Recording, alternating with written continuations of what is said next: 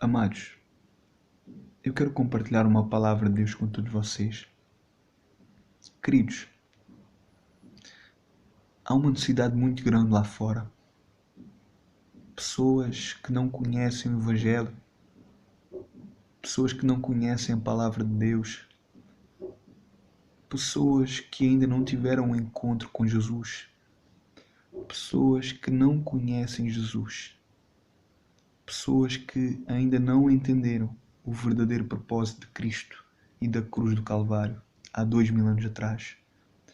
Pessoas que têm sido enganados pelas religiões, pessoas que têm sido enganadas pela mentira, pessoas que estão completamente cegas, pessoas que têm vivido como ovelhas desgarradas, pessoas que estão morrendo dia após dia, que estão entrando pela porta larga, pela porta que leva o homem à perdição, à separação eterna com o seu Criador, que leva o homem ao inferno, ao tormento eterno. Pessoas estão morrendo. A cada minuto morre uma pessoa. Pessoas estão morrendo e indo para o inferno. Talvez você e eu nos declaramos cristãos, nos declaramos igreja, nos declaramos povo de Deus, nos declaramos comprometidos com Deus, com a sua palavra, com o seu reino, mas talvez você e eu temos fracassado.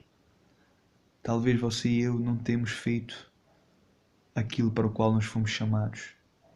Talvez eu e você nós temos nos desleixado, nos relaxado. Talvez eu e você não tenhamos assumido ainda o verdadeiro compromisso. Talvez eu e você ainda não tenhamos entendido o verdadeiro propósito para o qual nós fomos chamados. Se eu acredito que eu sou salvo, se eu acredito que eu passei por um novo nascimento, se eu acredito que o meu nome está escrito no livro da vida, então a obra de Deus, ela ainda não foi completa. Deus nunca me vai salvar para eu simplesmente continuar a viver a mesma vida. De qualquer jeito, de qualquer maneira, vivendo então de forma religiosa, sendo então simplesmente um fariseu. Não. Deus, Ele me salva para fazer as boas obras. Deus, Ele me salva, Ele escreve o meu nome no livro da vida, Ele muda a minha história, Ele transforma a minha vida, Ele me dá então uma nova história para que eu possa então testemunhar, para que eu possa então levar essa mudança, aquilo que eu era e aquilo que eu sou. Aquilo que eu era sem Cristo, quando não conhecia Cristo, e aquilo que eu sou hoje com Cristo. Então, Jesus, Ele quando nos chama, Ele nos chama para nós continuarmos a sua obra. Ele nos salva para nós levarmos então a salvação. Ele nos levanta para que nós preguemos então o seu Evangelho. Ele nos chama para que nós nos tornemos então ministros e embaixadores da sua palavra. Então, se eu e você nos declaramos cristãos, se eu e você nos declaramos igreja, povo de Deus, filhos e filhas de Deus, então nós necessitamos de ser comprometidos com o reino, ser comprometidos com a palavra de Deus, ser comprometidos com o propósito de Deus. Então nós necessitamos de ter um espírito de súplica, porque o verdadeiro cristão, ele precisa ter então um espírito de oração, um espírito de súplica. Mas a pergunta é, o que é que eu preciso ter?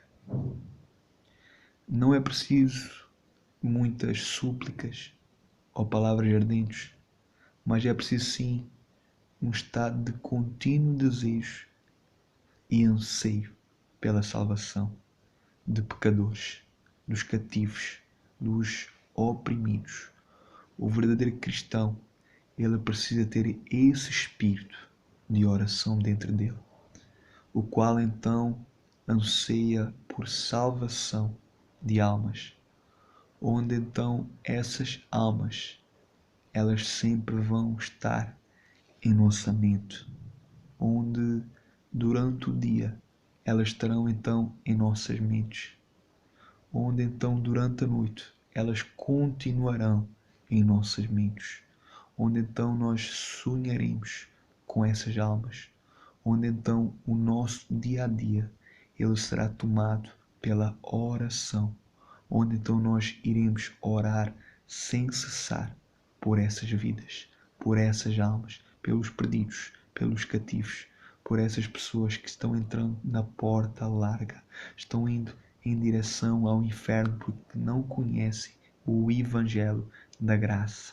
o qual dá ao pecador, então poupa o pecador do inferno e dá então o céu através da graça e do mérito de Cristo, consumado e obtido na cruz do Calvário há 2000 anos atrás.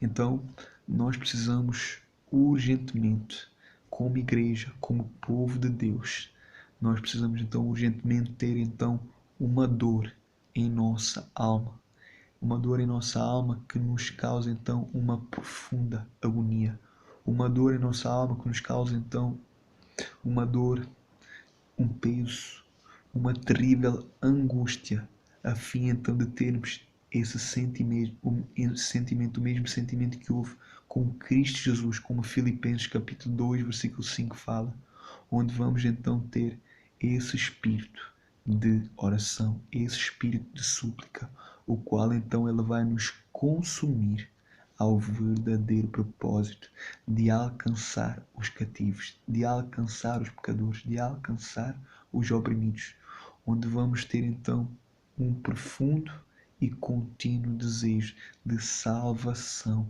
de almas. Então, a minha oração nestes dias tem sido que venha então sobre mim, Senhor, essa angústia. Eu oro também para que o Senhor ele venha colocar essa angústia na sua vida, no seu coração, que venha então sobre nós essa angústia, porque nós como igreja, como povo de Deus, nós precisamos dela, nós precisamos ficar então angustiados, nos angustiarmos pelos pecadores, orarmos então por eles, intercedermos por eles, clamarmos então por eles. E esse sentimento, ele só vem, ele só acontece quando então nós cristãos, nós igreja, povo de Deus, homens e mulheres, servos e servas, discípulos e discípulas de Deus, estivermos então dispostos a sacrificar o tempo, os negócios, os planos, os objetivos, os sonhos, a fim então de lutarmos pela obra de Deus, lutarmos pelo reino de Deus, de lutarmos, de chorarmos, a fim de clamarmos, de proclamarmos o Evangelho, as boas novas aos pecadores, ao fim de irmos até eles, de abraçá-los, de servi-los e ganhá-los então para Jesus, através do Evangelho, através da mensagem da cruz, que é então loucura para aqueles que não creem, mas salvação para aqueles que creem, porque creem então na obra de Cristo, que foi então consumada, porque creem então na obra de redenção, que foi consumada há 2000 anos atrás, através de Jesus Cristo e seu Evangelho. Que o Espírito Santo ele venha colocar esse sentimento em seu coração e que haja então esse espírito de súplica, esse espírito de oração, que ele venha nos mover e nos direcionar, que ele nos leve ao cativo, ao oprimido, ao pecador, em nome de Jesus.